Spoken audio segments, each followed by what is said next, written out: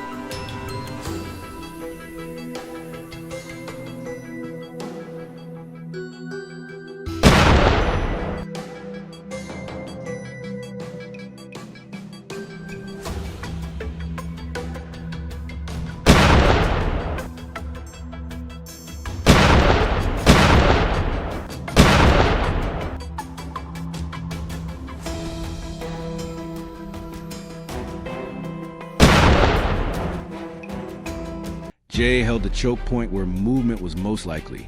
When the first rustle came, he didn't hesitate. A massive boar burst in the brush, muscles bulging, eyes wild, ready to escape into thick forest. Jay steadied his breath, squeezed the trigger, and brought it down instantly. A clean and necessary start. Meanwhile, on the eastern slope, I faced a different kind of enemy. This one was fast, fierce, and cunning, sprinting across the hillside with astonishing agility. It lunged past a boulder, giving me the smallest window to act. I took my shot. The chase ended in one heartbeat. We pressed deeper into the hills as the sun dipped lower, navigating dense brush that swallowed vision and muffled sound. Kevin, strategic and calm, waded along a narrow path that funneled the boar's escape route.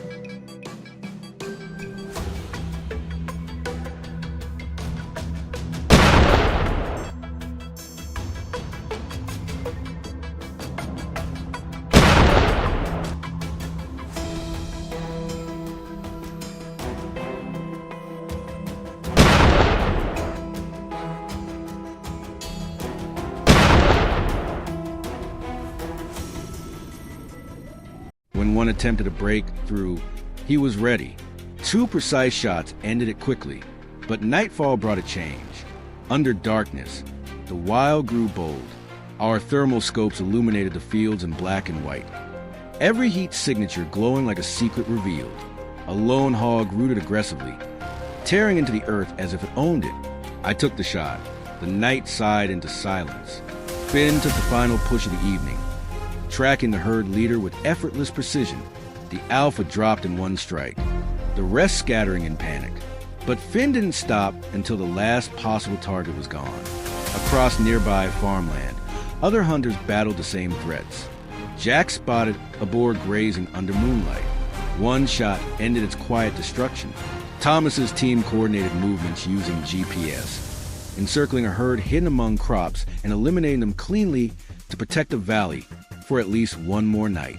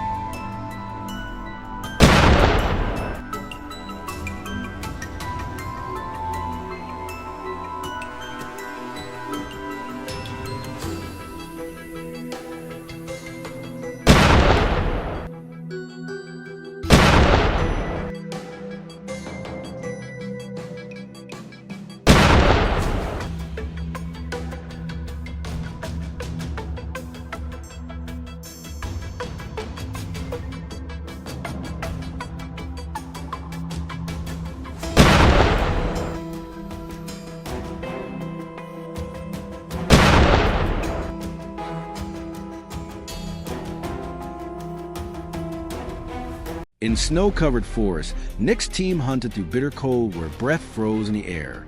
The herd emerged like shadows between white trees. One went down instantly. The rest attempted escape, but the hunters were relentless. In the mountains where wind cut like knives, Zuffer tracked the herd through dense shrubs. The alpha fell first. Confusion shattered the group, and one by one they fell. Across scorching plains, freezing peaks, remote valleys, and borderland ridges, the story was the same. The wild boars come. We answer, not for trophies, not for applause, but to defend the fields, the livestock, the rivers, and the families whose lives are bound to this land. The hunt is harsh, the risk real, the stakes undeniable. At dawn, the world is quiet again. No hoof prints, no digging, no destruction. Only a calm earned through vigilance and resolve. And yet, we know the wild never sleeps. So neither can we